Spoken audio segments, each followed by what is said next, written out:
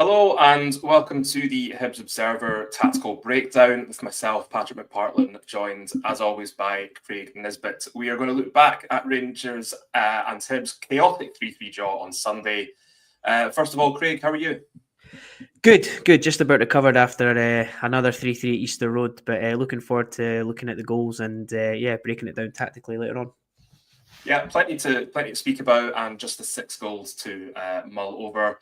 Before we get going, just a word for our sponsors. Good Vibes Giveaways are proud to sponsor the Hibs Observer and offer fantastic prizes to fans of the club. Prizes change weekly and include tech and gadgets, days out, weekends away, tax-free cash, and even Oasis tickets. Get your tickets now at www.goodvibesgiveaways.com and enter for your chance to spread the good vibes.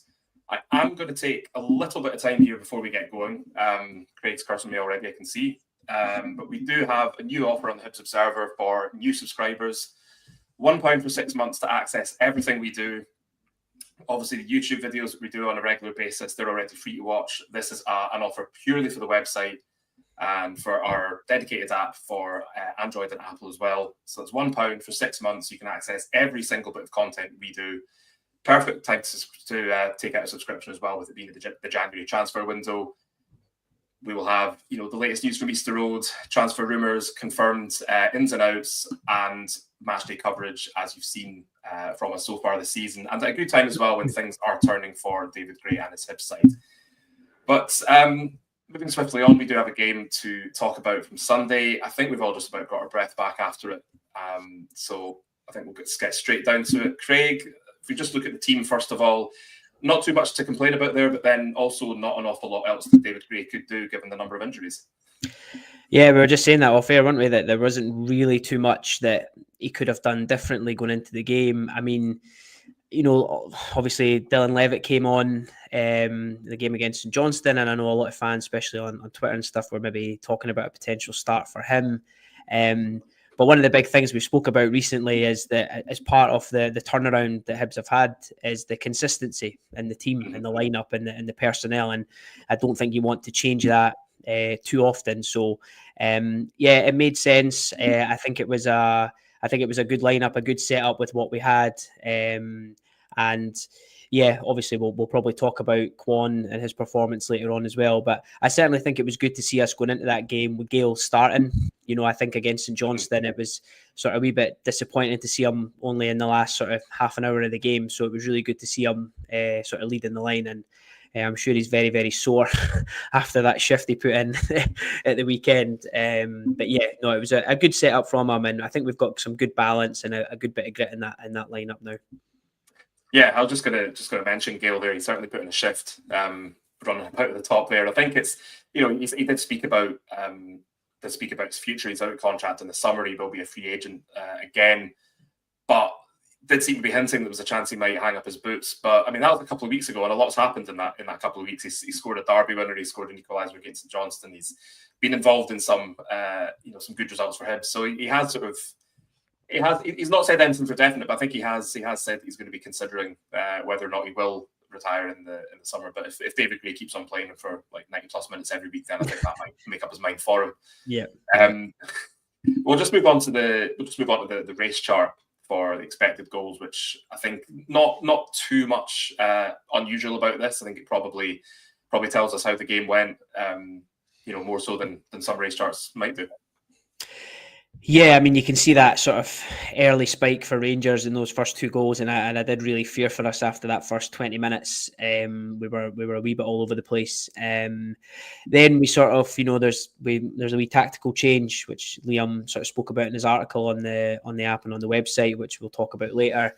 And then obviously we get the goal at a decent time as well, which just allows us to, you can see actually even after that first 10-15 minutes, we start to build up and get the goal. And then, after that, Rangers sort of keep, as you would expect them to do, they're always a threat, and they did look like a threat on the counter-attack and stuff like that, I thought, throughout the game, and certainly getting in behind us as well. And then obviously you can see us getting our second goal to equalise. And then it did surprise me actually to see us that XG to continue to grow towards the latter part of the game. But watching it back, yeah, we did. We were pushing. You know what I mean? We didn't. After we got that we were pushing to get the 3-3, and we got it. And then obviously you can see there's that wee bit spike, and it kind of flatlines at the end there when we were probably just happy to take the point at that stage. Yeah, just hanging on a little bit. But I think I did see a few fans saying that Hibs could have won that game, and I wouldn't disagree with that. There were a few chances towards the end. Martin Boyle in injury time with that shot that wasn't too far away. But what I've also included the pass networks. We don't always do this, but I just thought this was quite interesting because this is the first half for Hibs and the second half, and I think it perfectly sort of shows how David Gray did sort of change things up. And I think also what's interesting is just how effective Chris Cadden was in the second half. Yeah, we were saying that, the one on the right-hand side in the second half, you can actually see the clear formation there, can't you? With the back three, the wing backs, the three in midfield acting like a sort of like a triangle there, and then Gale and Boyle. Whereas if you look at the first half, you can see everybody's pulled and spread out a little bit more. But yeah, it was interesting to see Gale and Boyle close together in that clip there. You can obviously see the difference that from the first half that Kwon and Triantis are a bit deeper with Campbell ahead, and you can see in the second half it's Triantis deeper with Mariah Welsh and Campbell ahead in those positions, almost playing like two 10s. But I was really surprised actually, just that with Cadden's being sort of red and having that on-ball value, and it's something that we've not really seen too much because we've almost exclusively went down the left-hand side. And one thing we have been saying, or me and Liam have been saying on the show, has been that actually, we do need to be able to, once teams get wise to Nicky Cadden or are able to stop him or press him quickly and stop him being able to deliver, we do need to have a plan B and switching the play and getting the ball out there. And it seems that we were able to, I think with Lewis Miller in there as well, and his ability to step forward with the ball, certainly helps. And it was good to see Cadden being more involved in the game, because that's something that we need if we're going to be playing that formation. Yeah, one to keep an eye on from this Saturday onwards, I think, just to see if that pattern will continue.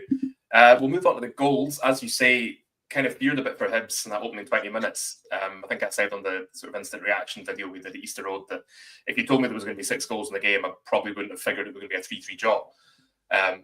But fair play to Hibs and David Gray changed it up, and they did get a lot of joy out of the reject system. This is just the lead up to the first goal, which came from the free kick given for, I think it was Diamante's foul on Nicky Cadden. Jack Iredale takes the free kick and sort of targets Lewis Miller on the right side of the box. So talk us through this bit. Yeah, it's a really, really good floated ball in from Iredale, and we've used this before. I think it was against Dundee United at the back post where Miller headed across and O'Hora put in, and I'm sure there was another game during the season where we've done that before, and that's the advantage of having Miller in the team. He's really effective in the air. He's good at attacking the ball. I do fear for him sometimes because he sort of jumps and flips and spins in the air and lands at all awkward angles. But, it's just a fantastic first header that goes to Campbell. I think Campbell does really well. He sort of like controls it, hits a volley kind of on the swivel. The ball goes back up. And if you go into the next clip, we talk about Campbell a lot. And again, aerially, just as soon as that ball goes back up in the air, he's up there, he's winning it. And then after that, I mean, it's a great bit of hold-up play from Rocky. Chest set, brings it down, a nice little layoff for Boyle. And I just wanted to highlight in the final clip of this goal that what Rocky does, apart from the laying off, like the holding the ball up, he actually sort of pins Yilmaz a little bit and holds him, which I didn't notice at the time, but rewatching it a few times, I've seen as he lays him off, he almost just sort of reaches round and holds him a little bit.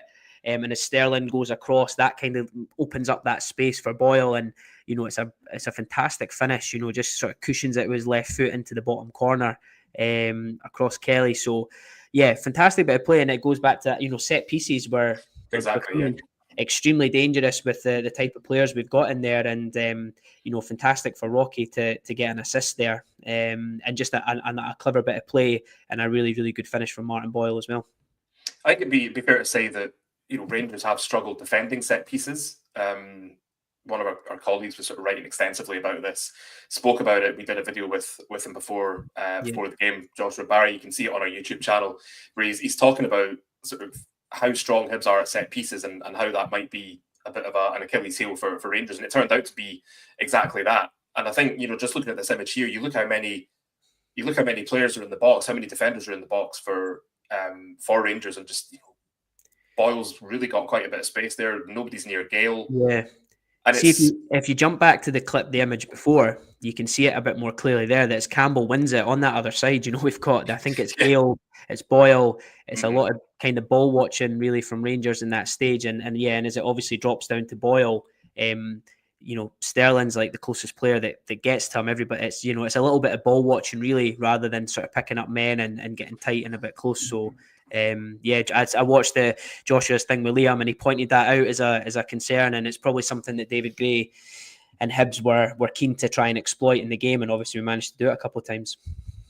Yeah, and I think it's good as well, because when you look at how St Mirren played against Rangers and what tactics they sort of adopted that worked for them, it'd be very difficult to sort of say, well, as a coaching staff, we'll try the same thing, because you'd have to imagine that Rangers would get wise to that, they'd look to stop that. But as we were saying, like, one of Hibs' big strengths this season has been their effectiveness from set pieces. So you don't need to reinvent the wheel. This is what you're good at. So let's focus on it.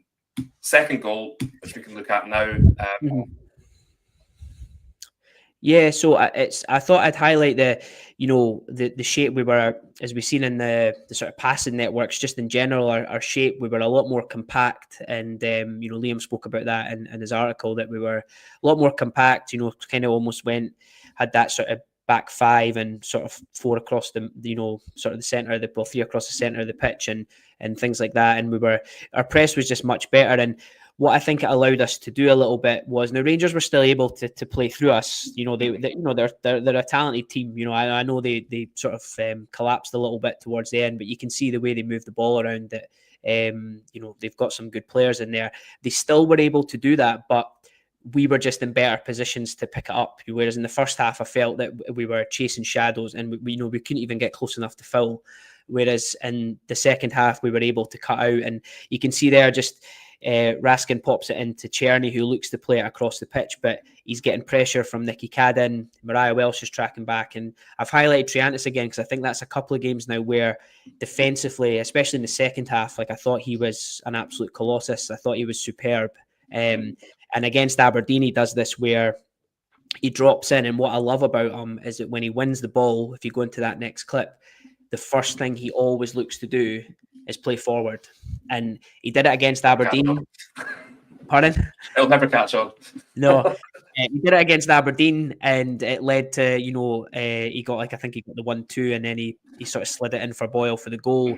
And you can see again here, and it's quite a small thing to pick out, but again, it's just that instead of taking that touch there, intercepting, maybe going back to Smith, he's wanting to play first time. And, for anybody that's sort of perhaps had questions about him, and I probably have been one of those people defensively, this is what he brings to the pitch when he's going forward, and it's such a key attribute for us, and especially the way we're trying to play by sort of suffocating teams and then counter attacking and being quick. You need somebody that's able to break a line really quickly and have the confidence to do that.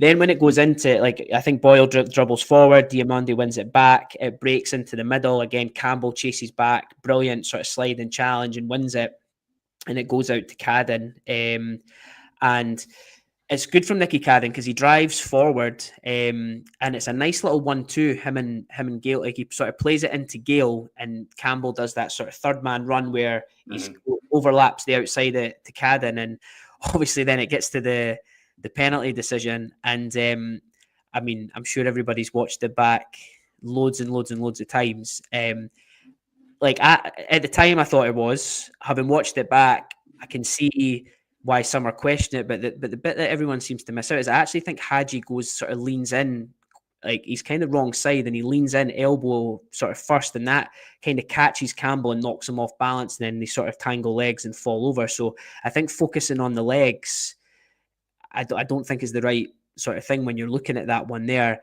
and he is sort of behind him. He's not beside him. He's coming in from sort of an angle, and that's where I think it is a penalty. I probably agree with I think what Neil Lennon said on Sky. It's one of those ones that if it's for your team, you want it. If it's against your team, you're denying it. But I just thought it was like quite clumsy from Hadji, really, because he wasn't sort of shoulder to shoulder with Campbell. I sort of felt like he came in just from behind him. So for me, it was a penalty. But yeah, I mean, I think it's one of those where I'm pretty sure we've seen penalties like that given against Hibs in the past couple of seasons. We've seen them get them as well. I mean, you've also seen them not given, I think, as well. It's just one of those where it's almost like the interpretation from the referee and the VAR on the day. Yeah. But I'd be inclined to agree with you that I think if that was given against Hibs, I don't think there'd be too many. Well, I mean, there would be complaints. Let's not suck ourselves here. But if that was given against Hibs, I think you could understand why. And the same way that they've got the penalty, like is it soft? Yes. Is it a penalty going by the rules? Also, yes. Yeah, I think it's that. It's soft, but I think it's clumsy from Hadji. Really, I just think he's clumsy, and that's where I think it is. And listen, the Rangers got one a season or two back with Rocky, where it was like a slight shirt pull, and I can't remember who went down in the box, and that was crazy that was given. Yeah, so I think that we can say that that's equaled a little bit in that end of Easter Road anyway. Okay, just to serve then. Okay. Moving on to the third goal, it's another set piece. It's another really good delivery by Nicky Cadden. It's just Rocky doing Rocky things again, isn't it? Yeah, and just on that final goal, I mean, a stunning penalty from Boyle, just smashing it down the middle. I actually didn't watch it when I was at the game because I was just trying to. I couldn't look because every time I seem to look at a penalty, I feel like we missed, so I didn't look at it, so I had to watch it back. But yeah, cracking penalty. Yeah, I mean, listen, it's a funny setup actually. It kind of reminded me of when we conceded against Celtic when Newell scored an own goal. Like Rangers are like kind of packed the front area with players there, and they must know from Nicky Cadden that he's gonna he's got a good delivery. He's going to get up and into that space, and I just sort of feel like they've got maybe one or two extra players in that area, which I'm not always quite sure helps. I think it's sometimes people don't quite know what space is theirs and when to attack the ball. And you can see Gale, King's on Rocky and Gale's just sort of leaning into Kelly. And, it actually just seems really basic from us. Like if you go into the next clip, as that ball's being delivered, Gale just sort of doesn't really do much, just sort of leans in, similar to what Rocky did against Craig Gordon in the derby, really. And then as it comes over, I've tried to freeze it on just the next part where Rocky leaps and goes, and it's just it's a great leap from him, and he gets himself up, and you can see Gale's just he does well. He doesn't do anything silly. He just sort of keeps his body in there, and you can see that just stopped Kelly getting himself out. I don't. It's really poor from him. I don't really know why he's trying to jump over Gale. Just probably want to shove him out the way and get out there. And Rocky does well. It's another good header. I've watched it back a few times. I can't decide if it comes off King and goes in or if it comes straight off Rocky. I feel like he sort of heads it and it almost like comes off him and goes in. I don't quite know. Every time I watch it from a different angle, I change my mind. And just a note for Lewis Miller, who actually gets slightly shoved by Raska, and I didn't notice this at the time, but on a subsequent rewatch, absolutely cleans out King in the air as he falls to the ground. If you notice, they went down injured after that and got a bit of treatment before coming back on. But fortunately, nothing went to VAR and checked that out. But listen, it's Rocky doing, as you said, he had a very, very mixed afternoon. But now that he's got those goals in that end, he's so dangerous up in that area. It's a goal and an assist from your centre half, which is fantastic. And I know there's been questions about his ability to head the ball, certainly defensively speaking, since he's been at Hibs. But I think given the sort of size, given his physicality, I think it was always quite surprising that it's taken him until this season to actually get a goal. And I don't know whether that's to do with, just him maturing as a player, whether he's being used differently by different coaches, or whether it's just a kind of combination of a lot of different factors. But when you've got a centre half who's 6'3" and very physical, it would seem to make sense that if you've got a set piece, just sort of like stick him in the danger area and just sort of pile balls on top of him, because as we saw against Aberdeen, as we saw against Rangers, he is every now and then he will get on the end of one. And it is that sort of having that threat from your centre halves. We've seen it with Ekpotato, we've seen it with O'Hora, we've seen it with Miller. Granted, he's been playing as a fullback, but he's playing as a centre half at the moment, so it counts. And I think possibly less so with Iredale, but you've got at least 3-4 centre halves there who very dominant in the air when it comes to attacking set pieces, which I think is probably a big part of why Hibs have been so successful with them.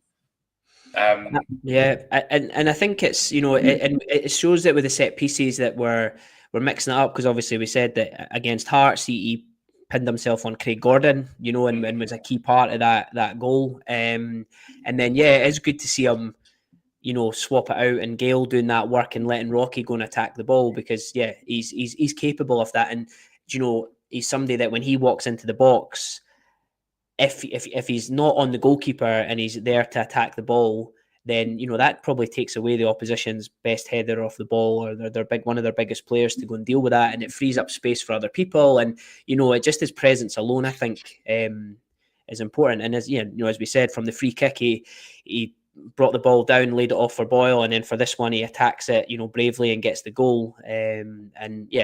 Fantastic at that end. Oh, we won't talk about the moment after this goal where he nearly sold the fourth for Rangers, but well, when we go into the Rangers goals, but I start with Rocky actually, so but we won't talk about that one. No, that just gave us a wee bit of excitement at the end. So of course, just keeps us on our toes.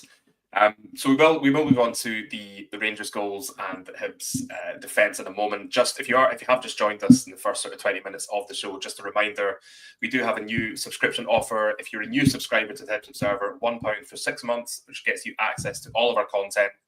You can see on the banner at the video below if you visit hibsobserver.co.uk/subscribe, and you can get involved from there and get access to everything we do. So match day coverage, exclusive interviews, features, tactical analysis, scouting reports, you name it, you've got access to it. So if you're enjoying what we're doing in the videos, please do consider joining our subscription family. Just £1 for 6 months. I think that's really good value for what we're doing. It's really good value for what you're getting. And the January transfer window's upon us. Hibs are back-ish, so it's the ideal time to join us and help support the only dedicated media outlet to covering Hibs. So hibsobserver.co.uk/subscribe. Do join us. We'd love to have you on board. But let's move on to the Rangers goals and Hibs defending. And this already doesn't look like a great screenshot. No, we were just, I think, David, I think he used the word gung-ho in his press conference that, and listen, it's admirable. You want to go out on the front foot and sort of press the way we did. And, we'll get into that probably later about just, the difficulties we had with that. But you can see there, it comes, Hibs are on the attack. There's a clearance from Raskin, I think, just too long. And you can see the two players I've highlighted, that's Iredale and Miller. And, we're all about progressive left and right centre backs. I do love that, but you can see there this early in the game, and especially with the threat Egamani as well, which we later saw leaving Rocky in that position. And I dare say Rangers Egamani would have been targeting Rocky in those areas, and certainly with the ball over the top. And we know it's been something Rocky struggles with when the ball's in that. It's like a sort of indecision, not maybe attacking the first one. Slight panic, then trying to attack a ball that's maybe not quite there and getting caught. And obviously, as you mentioned, it sort of happens towards the end of the game as well. But we actually sort of semi-recover this okay. If you go into the next clip, we kind of recover back into this position. And we've got, and I've highlighted Egamani there because what happens, as you'll see in the when we move to the next clip, is as Hadji goes down the line, obviously, the three centre-backs go with him, and Egamani just basically doesn't move. He just drifts into that centre spot. And if you go into that next clip, you can see there that it's obviously been worked on. It's obviously a pattern that they know when he gets there. And he just, as again, we were talking about Rangers sort of ball watching for the free kick. It's the same there. I think Rocky and Iredale are all in these positions, and Hadji just pulls it back, and you can see he's just got all the freedom at the penalty box there, despite the fact that we've got 1, 2, 3, 4, 5, 6 players in there. And it's been something that this team, like we've spoke about the team and how well they've done that. When we have been conceding goals, it's often been situations like this where we're actually got bodies in the box, but we're just not quite recognising the danger. And listen, he pulls off, and it's a really good finish to put them one up. Yeah, I mean, this is a bit of an issue for Hibs. I think back to the 4-1 defeat at Dens Park. Dundee scored a very similar goal to this. St Mirren scored a very similar goal in the 2-1 defeat at Easter Road. So it's obviously, for opposition teams, they're obviously thinking if you go down Hibs' right side, then you're probably going to get a lot of joy. And I think it has been, you see people targeting that area. You see opposition teams doing that. It's obviously it's obviously something that opposition teams work on, and it's as you say, it's so simple. But we are sort of, I think we're probably seeing it happen less now, but it's still probably still a reminder that even though things are looking better for Hibs, they're getting the results, they're getting points, they're climbing the table. It's not, and to be fair, David Gray said this said this as well. He's pointed out and said, we're not getting carried away. We know there's still a lot of work to do, and there is. Speaking after this game, he was pointing out that lost 3 arguably avoidable goals, and even though I think he was obviously giving credit to Rangers, a good team, which they are, but from his point of view, a little bit alarming at how easily those goals were scored. Yeah, and it's the one, and he'll know this, the one sort of like one when you're targeting a team that play 3 at the back, the space that you go for is in between the wing backs and the centre backs, and that's where you target, because you'll know that there's a gap there, and if you can pull the centre back out to a wider position, then you free up a bit more space in the box. So it gives them food for thought for going forward, definitely. If we move on to the second goal, another avoidable. Another avoidable goal, but talk us through this one. Yeah, so I mean, it actually comes from a corner. We cleared it pretty well, actually, and it's almost in that sort of second phase and that transition as we're coming out that we're just a little bit out of sync, and I think it's because of like where Chris Cadden had been for the corner, because I think he was at the front post, and as we sort of like as the ball goes up and works its way across and back to Diamonde, he's still sort of out in that position. It's actually him, you can sort of see him, he's actually in beside Iredale at that point as well. So you can see as Diamonde's on the ball there, it's actually Triantis that's in green closest to us there. And if you go into that next clip, the issue that we have is that you can see Rangers have got an extra player on that far side. So looking back, I was sort of thinking, what would you ideally want them to do? Triantis kind of has to kind of cover the ball. You probably want, I think if that is Triantis who's in the middle of the pitch and not the one who's out closing the ball, he can maybe drop in and say to Miller, push wide, I'll cover you for a right centre back, and then Campbell can drop in and Nicky Cadden can pull across and all that. But listen, it's split second stuff in football, and I do think that's the thing that will constantly evolve with this team the more we play together, is that filling in for players and dropping into maybe an unusual position will work. As we go down, again, it's very similar to the first goal. Everybody moves towards the goal, towards the 6-yard box, and Egamani just stays central. And it's a good little pick out, to be fair. And I think if you just go to that final clip, you can see as Miller's kind of charged as, oh, maybe not. There's Miller kind of gets brought out, and Rangers, to be fair, what they do well is that they have players pulling Rocky, pulling Iredale towards the penalty spot, towards the 6-yard box, sorry. That frees up that space in the penalty spot. And you can just sort of, if you watch the goal back, it's like Nicky Cadden just at the last sort of split second realises Egamani's free and just it just can't get there in time. And it's a decent header. I sort of felt like Jordan Smith might have done a little bit better. Kind of reminded me of the Aberdeen goal a little bit.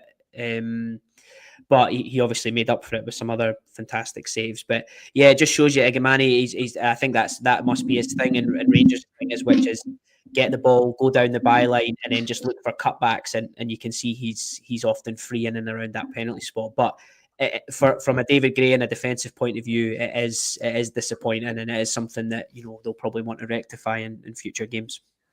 Just before we move on to the third goal for Rangers, is if we look at Hibs, how they mark opposition teams at corners, for instance, because there's times that it seems quite zonal at times. Is that a fair kind of comment? Yeah, it's a bit of both. Yeah, it's a bit of both. Like when we broke down the goal against Celtic when Newell scored the own goal. Yeah, it's a bit of sort of bit of zonal, bit of man to man. It's quite common for teams nowadays to do that. And yeah, it's. I think it's something. I think every time we can see the goal from a set piece, David Gray doesn't like it. You can tell he's really frustrated by that, because it'll be something that he, obviously being the defensive coach before and being a defender, he'll take great pride in. It's just about. And obviously, sometimes you're just at the mercy of the opposition in the delivery. Like we've seen for Nicky Cadden against Rot. If it's a great delivery and it's in the right area and you've got a bigger player than another guy, you'll end up scoring. But yeah, I'd say like the set pieces are something definitely we need to keep an eye on going forward, because I don't think we're quite airtight there. And it's just, I think it's actually more those when we're counter-attacked or we're a little bit out of shape when we're recovering. That's the bit when I think we recover back into a good shape, but it's like we get into that shape and then sort of freeze a little bit. And if there's a bit of movement in the box, we're not quite attuned to it just there. So, but again, that'll come with consistency, I think. Yeah. You referred to David Gray as the defensive coach there. I'm pretty sure he was set piece coach. I think that was the... Oh, was it? Okay. I think so, because this is, you see how well Hibs are doing at attacking set pieces. And you think, well, that kind of makes sense. But no, I think that was one of those kind of myths that everyone assumed because he played as a right back in his career that he was automatically tasked with coaching the defenders. But I'm not 100% sure that was entirely the case. So yeah, third goal for Rangers, and yeah. So a similar theme. Although this time we we're in that sort of decent setup. I've highlighted Igamani there again. You can see that we're sort of the purple sort of circles are the sort of defenders, and the green circles are our midfielders at that point. So it's actually Mariah Welsh who's now on. Campbell's actually just in his recovery has ended up back beside Rocky, and then we've got Triantis who's closest to Igamani. And you can see as if you go into the next clip, Triantis, what he does do, which I do like, is he looks to try and get a bit of contact with Igamani, which he's obviously, they've conceded 2 goals from that position, so they obviously know that he's somebody to look out for. So as he goes into the box, it kind of goes into Diamande, it pops itself back out towards Czerny, and Triantis has made good contact there. I'll just stop you there because I am trying to load up this next slide and it's not appearing. So just changed. That's fine. So Czerny, the ball works out, and Czerny basically is set up sort of 1v1 against Nicky Cadden. Triantis is still doing really well. He's got his arm on Igamani, and he actually sort of pushes him more towards Miller, and he sort of points at him towards Miller as if to say, right, pick him up.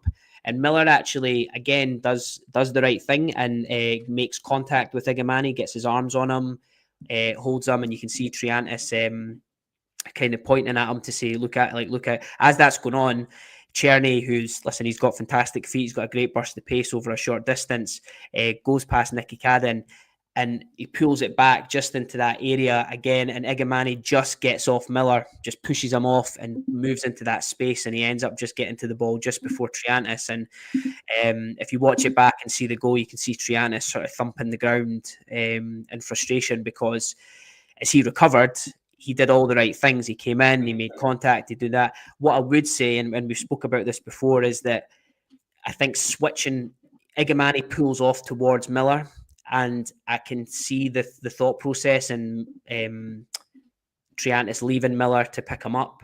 But I just sometimes thinking when Rangers are going to burst and there's going to be a quick delivery, that just stick with him. just stick man to man with them in that box until you know the danger's clear before passing them on. Because as I said, Igamani goes on to Miller, but Miller never really quite gets the right side of him, and it's just a quick push off back into that and attacks that space. So yeah, I'm sure. I mean, we're glad to see the back of him because he almost won it right at the end as well.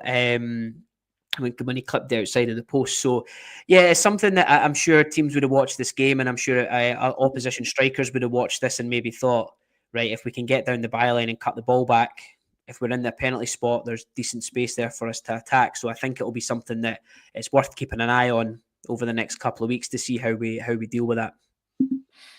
Mm-hmm. So I think probably fair to say that there's a lot of positives in that performance, but also quite a few negatives. We've seen them before. We know that there's not going to be kind of overnight fixes for that. But it does sort of feel. I mean, I wrote about this sort of yesterday, and it does. I said this at the top of the show as well, that there's this sort of chaos factor to Hibs at the moment that you never really know. You never really know what's going to happen. You don't know what you're going to get, but 9 times out of 10, it seems to be 10 times out of 10 at the moment, it's getting a positive result, either a win or a draw. And it's actually quite good fun to watch at the time. I mean, there's also bits where you're watching with your hands over your eyes, but it's. I think since that Aberdeen game, since the 3-3 game at Easter Road, which was very, very similar to Sunday's game. Yeah. Hibs do just sort of seem to have found this. The Celtic game aside, because it's one defeat in nine games. It was that trip to Celtic where, as you and Lee would have discussed, Hibs were a lot more kind of positive than they maybe have been on previous trips to Celtic Park, but just didn't have anything to show for it. But this sort of like attitude or this approach of never really knowing whether beaten. Rocky Bashiri talked about it in his sort of post-match stuff with Sky Sports, that it just seems to be this newfound kind of never say die attitude.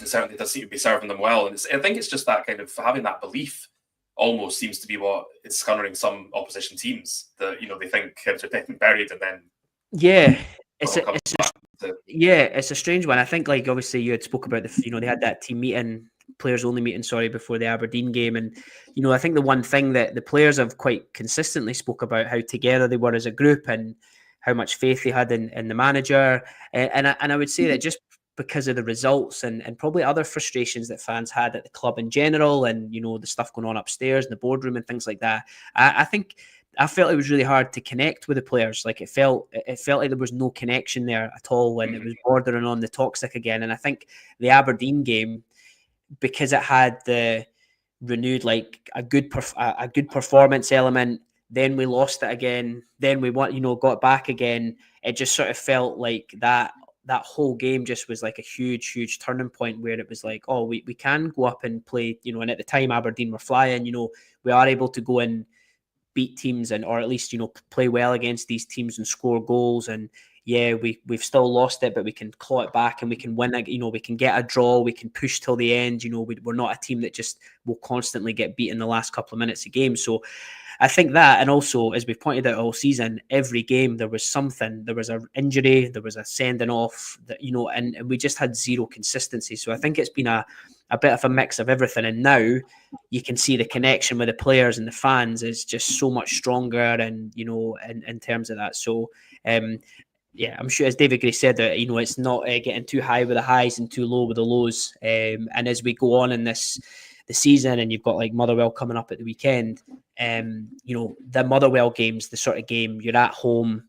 You now need to go out and show that same sort of grit and determination and turn it into a performance that gets goals and entertains, and that can sometimes be more challenge than chasing Rangers in a game like that when you've almost got nothing to lose. So that's the evolution of the team, I think, going forward. Yeah, absolutely. We'll leave it there. We will have a second tactical focused video this week. Myself and Craig looking at just how Hibs altered their tactics in the first half against Rangers to ultimately help them get a point. So do keep an eye out on the YouTube channel for that coming up. Thank you for joining us, Craig. Thanks for talking us through 6-goal thriller on Sunday. If you're watching us on YouTube, please do consider subscribing. It helps us grow our channel, helps us keep producing videos like this. And as I've mentioned throughout the show, we do have a new subscription offer for new subscribers to the Hibs Observer, £1 for 6 months, great value, and you're supporting the only media outlet dedicated to covering Hibs and only Hibs. So hibsobserver.co.uk/subscribe. Do come and join us, and we will see you again soon. Thank you.